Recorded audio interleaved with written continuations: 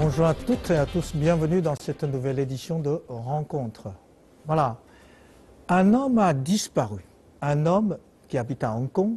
Il est le patron d'une maison d'édition qui publie des livres critiques sur le gouvernement chinois. Donc, un homme qui publie des livres critiques sur le gouvernement chinois a disparu. Cette information suscite immédiatement une tempête médiatique dans les pays occidentaux. Au début, les gens doutent, puis supposent et puis accusent finalement les autorités chinoises de l'avoir kidnappé, malgré sans aucune preuve. Quand un homme disparaît mystérieusement, sans aucune explication, ça suscite toujours des doutes. Et dans cette disparition suivie par un autre, et puis troisième, quatrième, et ainsi de suite, jusqu'à la cinquième disparition, cette affaire devient une sorte de film de suspense de Hitchcock. Vous connaissez les films de Hitchcock, évidemment.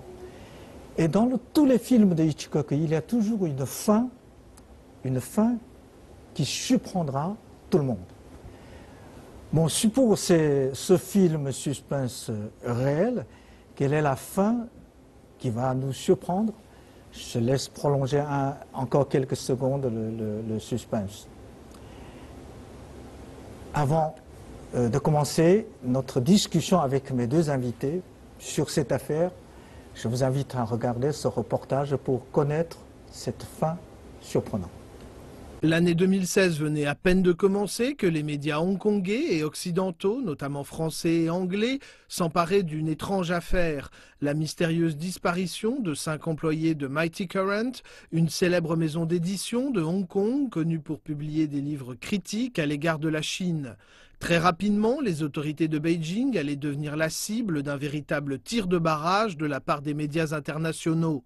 Des médias qui n'avaient guère de doute, les 5 libraires étaient des dissidents et la Chine les avait kidnappés.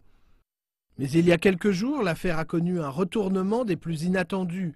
Le public apprenait qu'il y a 11 ans, Gui Minhai, le patron de la maison d'édition Mighty Current, et aussi le plus connu des 5 libraires disparus, avait été reconnu responsable de la mort d'une étudiante dans un accident de voiture avant de s'enfuir du territoire. On découvrait aussi qu'en octobre 2015, Gui Minhai avait fait le choix de retourner sur le continent pour se rendre aux autorités. Quant au département de la sécurité du Guangdong, il transmettait au gouvernement de Hong Kong une lettre de Li Bo, un autre disparu et actionnaire de la maison d'édition, une lettre authentifiée par sa femme dans laquelle il confirme qu'il collabore avec la police chinoise sur l'affaire Gui Minhai. La vérité sur la soi-disant affaire des kidnappés se faisait jour. Il n'y avait jamais eu ni enlèvement ni détention secrète. Après avoir fui le continent, j'ai cru que ça allait libérer ma conscience, mais au contraire, cela n'a fait que redoubler mon sentiment de culpabilité. Je savais qu'en voulant échapper à mes responsabilités, je n'avais fait qu'aggraver la souffrance des proches de la victime. Aussi, je n'avais pas accepté la sentence de la justice chinoise. Et en agissant ainsi, j'avais commis en quelque sorte un double crime. Gui Minhai est né en mai 1964 à Ningbo dans le Zhejiang. En 1996, il a acquis la nationalité suisse. Le 8 décembre 2003, alors qu'il passait en voiture devant une université de Ningbo, il sortait de route et tuait une étudiante. L'enquête judiciaire allait démontrer que Gui Minhai conduisait ce jour-là sous l'emprise de l'alcool. En août 2004, Gui Minhai était condamné par la justice à 2 ans de prison, mais en novembre de la même année, alors qu'il était pourtant interdit de sortie du territoire, il empruntait une fausse identité et quittait la Chine continentale. Devenu un fugitif, Gui Minhai n'était plus en mesure de voir ses parents ou de s'occuper d'eux. Quand ce fils unique apprit que son père était tombé gravement malade, l'envie de retourner au pays et de se rendre à la justice devint de plus en plus obsédante. La décision de revenir en Chine et d'affronter la justice est une décision entièrement personnelle. Je refuse qu'une quelconque personne ou organisation n'interfère dans mon choix ou utilise cette affaire à des fins malicieuses. Comment une simple affaire criminelle a pu être interprétée, déformée au point de devenir une affaire politique au retentissement mondial, voilà qui mérite quelques réflexions. Bon, voilà, aujourd'hui, nous avons deux invités pour nous parler de deux critiques de cinéma, de suspense, mais réel, de cette affaire. D'abord, Richard Act, vous êtes journaliste de longue date, vous travaillez pour RTL, surtout, je me rappelle votre apparition, surtout dans le grand jury de RTL, et c'était les années 80-90. C'était longtemps. Et aujourd'hui, vous êtes correspondant, journaliste et correspondant de Parisien à Pékin. Vous travaillez aussi pour plusieurs chaînes de télévision françaises. Merci d'avoir accepté notre invitation et bienvenue. Bonjour. Et professeur Xu Tieping, vous êtes spécialiste des relations internationales, professeur de l'Université de communication de Chine. Vous avez obtenu votre doctorat en Suisse durant les années 80 et depuis vous étudiez les relations internationales, surtout la relation entre la Chine et le monde extérieur. Vous êtes aussi l'auteur, traducteur de plusieurs ouvrages. Et merci aussi d'avoir accepté notre invitation et bonjour. Bonjour. Voilà, ma première question est à professeur Xu. Voilà, nous avons vu la fin surprenante de ce suspense. Alors, c'est vraiment bizarre, cette affaire, finalement, se transformé d'un suspense, d'une tragédie en une comédie qu'on ne sait pas pourquoi, mais finalement, qu'en pensez-vous de ce changement en fait à contre-pied de tous les médias occidentaux? C'est une répétition de scénario médiatique qu'on a vu, encore une fois, répété, se produit simplement à l'adresse de la Chine. Ce qui est surprenant simplement, c'est le degré de réaction. En fait, c'est toujours, on se joue ce type de logique. Il y a d'abord une accusation établie, des suspects de certaines interrogations, mais au fil des éléments, certains éléments de fait révélés, voilà, moi je pense que si on voit, c'est le comportement de l'autre partie uniquement, c'est encore une certaine vision politisée, idéologisée.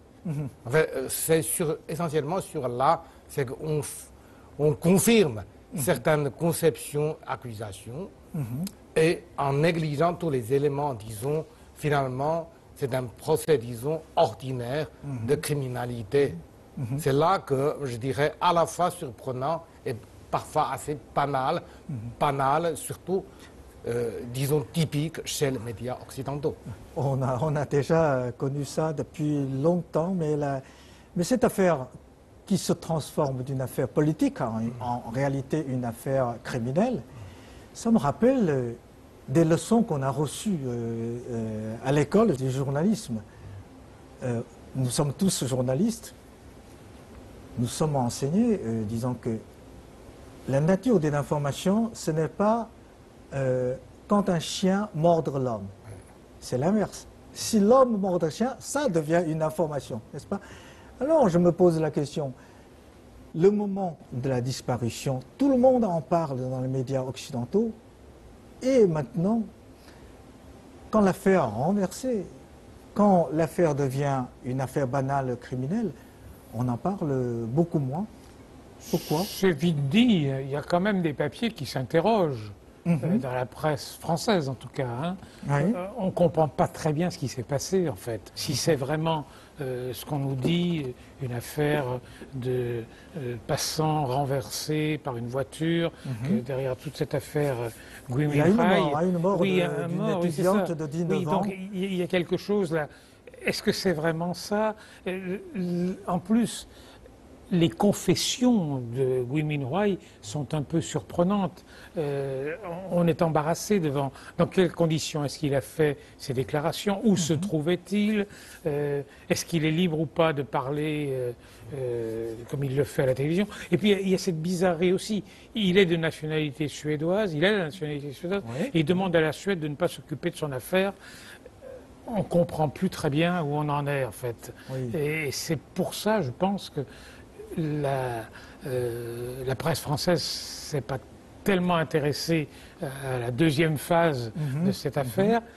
Et puis par ailleurs, bon, lui, il a parlé à la télévision, très bien, mais il y en a d'autres qui, bizarrement, sont partis, apparemment, ont disparu, en tout cas, de Hong Kong dans les derniers mois. Et ceux-là, on ne sait pas très bien ce qu'ils sont devenus. Il n'y a que lui qui a donné des nouvelles, qu'on a vues, en tout cas. C'est une bizarrerie. Il y a beaucoup de bizarreries dans cette affaire. Oui, effectivement. Il y a un autre qui s'appelle Lipo, qui a fait apparition aussi, disant qu'il est impliqué dans cette affaire. Il y a effectivement 3 autres qui ne sont pas... On n'a pas de nouvelles. Est-ce que vous avez d'autres informations sur ces 3 autres disparus, entre guillemets? Oui, disons, tout au long de ce processus, il faut voir d'abord, c'est que souvent, l'attente du public, ce travail, peut-être probablement, et ça paraît beaucoup plus vite que le rythme professionnel de la justice. Ce sont des choses, disons, assez courantes, chez nous en particulièrement. Richard avait bien raison. Aujourd'hui, il existe bien sûr des cas de bavure, des cas, disons, de... comment dire, il y a encore des vides dans cette affaire, etc. Donc, mais il faut laisser aussi le temps que la justice travaille. On peut faire les analyses des interrogations. Mais ce que j'ai bien remarqué, c'est bien surtout ce besoin conceptionnel, ce type de mobilisation, non pas, je dirais, sur le fait, c'était surtout une sorte de besoin profond de la justification de certaines idées établies. En fait, finalement, qu'on a vu ce type de choses, c'est pas simplement aujourd'hui. Je dirais que bien, essentiellement après la guerre froide, qu'est-ce qu'on a vu? C'était surtout, il y a une certaine figéisation sur l'image bien établie. La Chine, c'est un pays post-totalitaire, autoritaire, etc. Alors, chaque fois, on utilise des éléments pour prouver. C'est là que je trouve, je dirais, c'est la maladie de la média aujourd'hui. Je dirais, le sensationnel, ce sont des choses courantes. Chez nous, disons, il y a aussi des médias assez banals. La bizarrerie, quand même, c'est que il a quitté, de façon ou d'une autre, la Thaïlande, où il était il y a maintenant 3 mois. Enfin, 3 mois, oui. 3 mois. C'est au mois d'octobre. Il apparaît maintenant. Pourquoi est-ce qu'il y a eu tant de temps avant qu'il apparaisse? Qu'est-ce qui s'est passé pendant ces 3 mois? La justice est un peu... Enfin, la justice. Les gens qui se sont occupés de lui sont un peu lents à le faire réagir. Oui, sur ce point, je peux ajouter, oui, nous, en tant que public chinois, on a aussi certaines insatisfactions sur la professionnalisation et le rythme et la capacité de relations publiques des autorités judiciaires. On peut dire il ça. reste encore un grand marge à améliorer.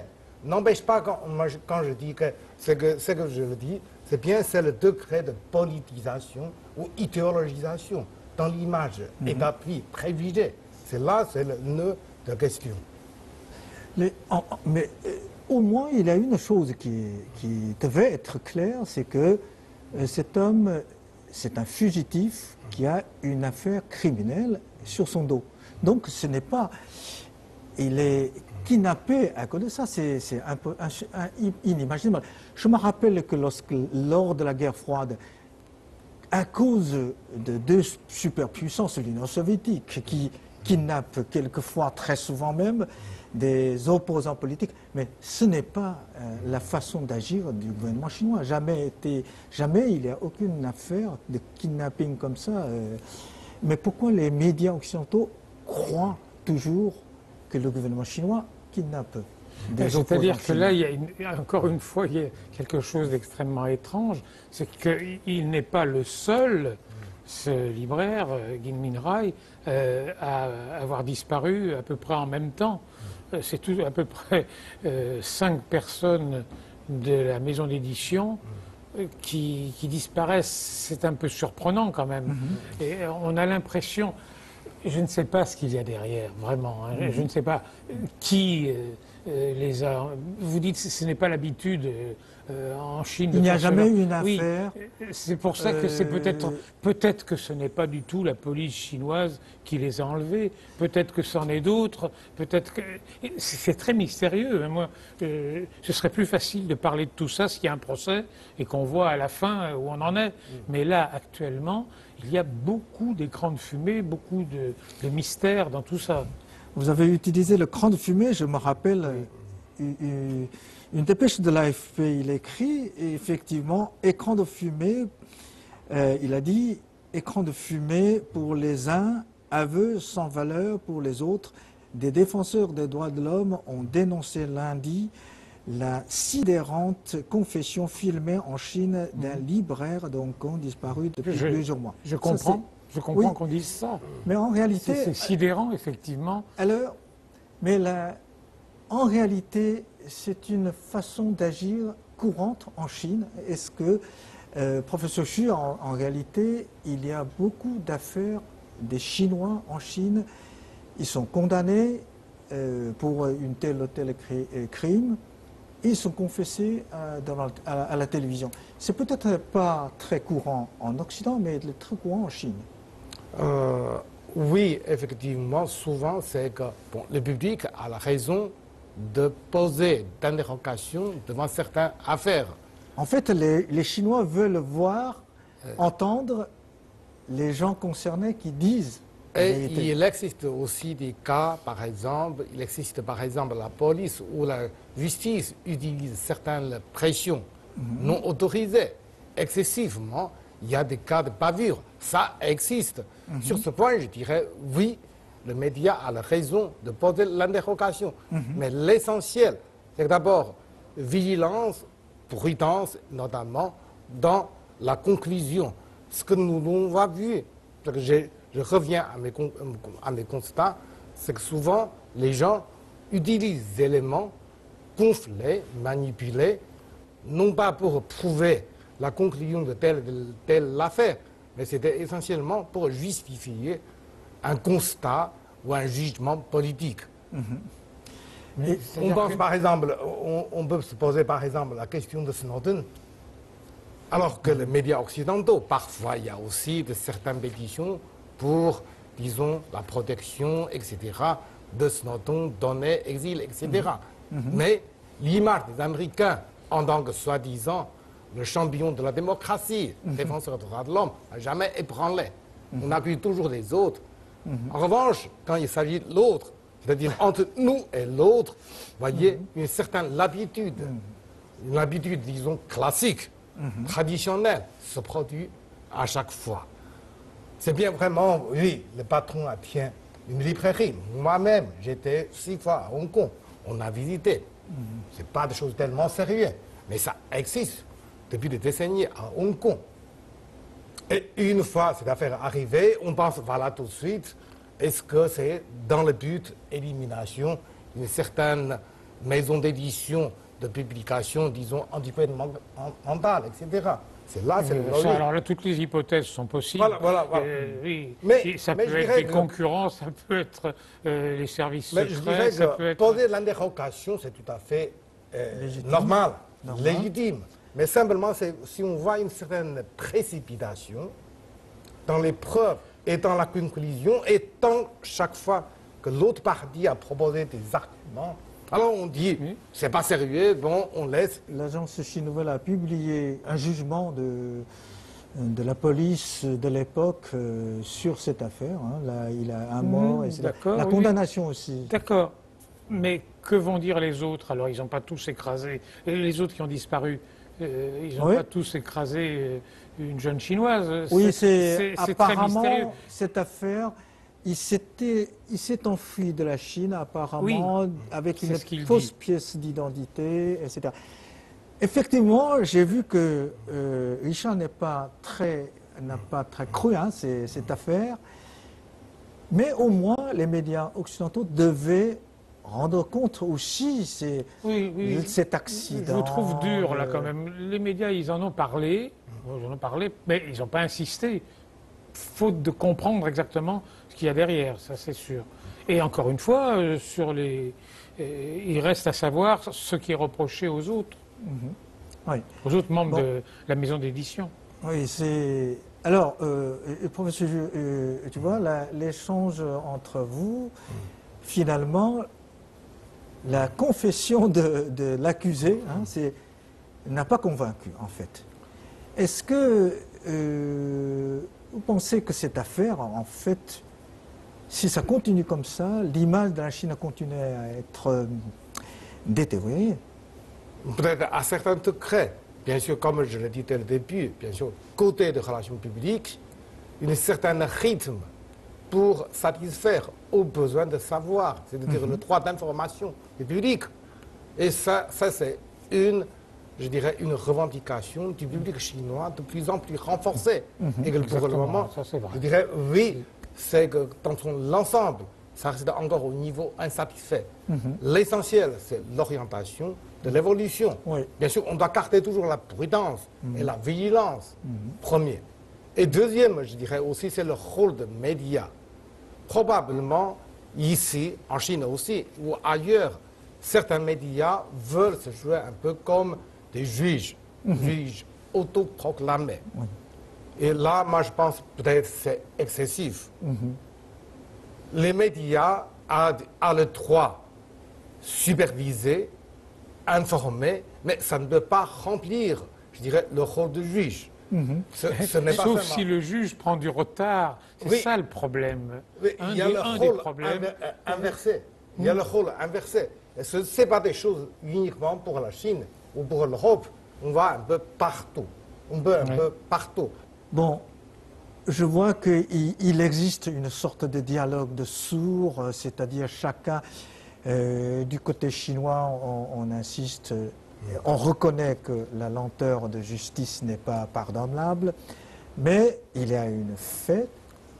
De l'autre côté, on ne regarde même pas que la personne concernée avait une affaire datée de 11 ans. On voulait dire que c'est louche. Ça me rappelle l'affaire de Ursula Gauthier sur le terrorisme ou liberté d'expression. Dans une interview, le journaliste lui a posé la question « Que reprochez-vous la Chine ?» Elle a répondu « La Chine veut m'empêcher de parler librement. » Mais la Chine la reproche d'une sorte de défense d'une manière flagrante du terrorisme, c'est-à-dire l'apologie du terrorisme. De l'autre côté, répondu, c'est liberté d'expression. Est-ce qu'on peut vraiment comprendre l'un et l'autre, discuter d'une façon plus neutre d'une affaire? Je voudrais poser la question à tous les deux. Mais je ne vois pas où Ursula Gauthier a fait l'apologie du terrorisme. Quand il a défendu, quand il a dit que ces Ouïghours qui a massacré des civils innocents chinois, c'est parce qu'ils sont poussés à bout, c'est parce qu'ils sont maltraités, c'est parce que la responsabilité, c'est le gouvernement chinois. Ça... Non, c'était beaucoup plus... non, c'était pas exactement ça. Il faut relire le papier qui lui est reproché. Ah oui, c'est l'émission... C'est au moment des attentats en France où elle dit que la Chine, ma foi, est pas si bien placée pour juger de la question, étant donné ce qui se passe au Xinjiang. La Chine n'a pas jugé, la Chine a montré sa solidarité avec la France et UJ estime que cette solidarité a des limites, parce que c'est un peu... à des arrière-pensées, Mais là, si on va, essayons d'aller un petit peu plus en profondeur. Dans l'affaire de la librairie de Hong Kong, on sait ils préparaient la sortie d'un livre sur la vie privée de certains dirigeants chinois. C'est ce qu'on dit. Oui, on dit ça. Alors je ne sais pas, est-ce que l'explication, elle n'est pas surtout là, des gens qui ne voulaient pas que ça sorte, et ça aurait tout provoqué. Il faut quand même poser la question. Sur Ursula Gauthier, ce qui est est important dans son cas, c'est qu'elle est allée au Xinjiang. Elle a fait, il y a 1 an et demi, un papier... C'est pas une raison. Non. Elle a fait un papier qui était assez intéressant sur les rencontres qu'elle avait eues là-bas, notamment avec des Ouïghours, qui expliquaient leur point de vue.